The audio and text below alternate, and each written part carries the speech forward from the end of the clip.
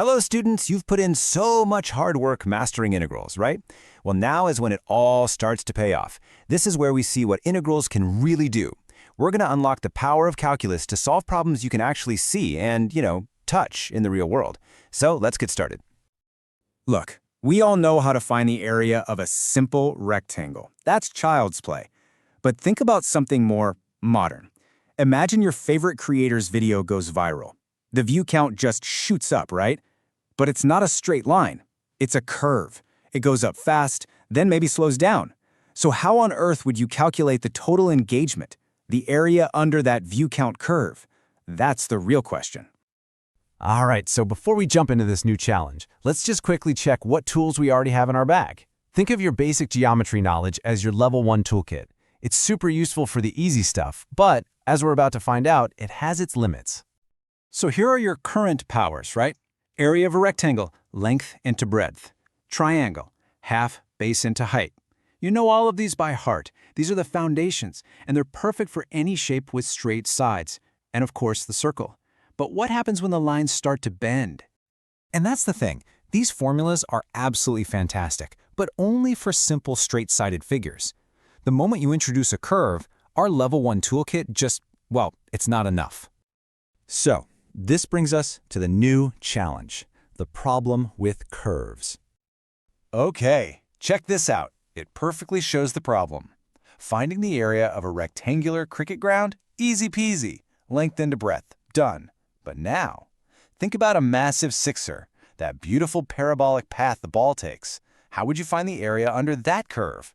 Your old formulas are completely helpless here, right? So, here it is, the main point. Our old formulas are simply inadequate for calculating areas enclosed by curves. We've hit a wall. We need a new tool. But wait, here's the best part. You don't have to learn some crazy new thing from scratch. The power to solve this, you've already unlocked it. It's like you've leveled up, and now it's time to use your new skill. Seriously. The good news is you already have the power to solve this. The key to finding the area under any curve is something you spent the entire last chapter mastering. Yep, it's the integral. You're all set. And this is your superpower, the definite integral. This is the ultimate tool. It's the bridge that connects that abstract math you were doing to this very real, very visual problem of finding the area under a curve. Okay, so you have this superpower. Now, how do you actually use it? Well, it all comes down to a really simple but super clever idea. Let's call it the slice and add trick. Just think about a picture on your phone. It looks like a smooth, continuous image, doesn't it? But what happens if you zoom in, like really zoom in? You start seeing the tiny little squares, the pixels. The whole beautiful picture is just millions of these tiny squares all added together. We are going to do exactly that.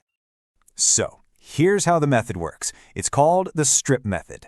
Step 1, just look at the area under the curve that we need to find. Step 2, now imagine slicing that area up into a huge number of really thin vertical strips. Think of them like super thin slices of bread. Step 3, each strip is so thin we can pretend it's a tiny little rectangle. And we know how to find the area of a rectangle. And finally, step 4, we just add up the areas of all those tiny little rectangles. Okay, so what do we call the area of one of these super thin strips? We call it the elementary area, and we write it as dA. And since we're basically treating it as a rectangle, its area is just its height, which is y, times its teeny tiny width, which we call dx. Simple, right? Height times width, y times dx. All right, we've got the slicing idea, and we know the area of one tiny slice. Now let's put it all together and get to the final master formula. And this is the big aha moment. The job of adding up all of these infinite tiny little strips, that is exactly what the integral was built to do. It's basically a super powerful adding machine. So to get the total area, which we'll call A, from a starting point A to an ending point B on the x-axis, all we have to do is integrate that tiny area, y dx, between the limits of A and B. And there it is. That's the formula you need. And that's really it. This one single formula is the key. It's your ticket to finding the area under pretty much any simple curve that they can throw at you. How cool is that? Okay, so let's do a quick recap of our journey today. First, we saw that our simple geometry tools were not enough for curves. Then we realized we already had a superpower, the definite integral. We learned the simple slice and add trick to approach the problem. And finally, we put it all together into one master formula. Area equals integral of y dx. So, I'll leave you with this thought. Now that you have this incredible power, this ability to find the area of almost any shape, what kind of real-world problems can you solve with it? Think about it. The possibilities in physics, economics, engineering, they're huge. We'll dive into some of those in our next session.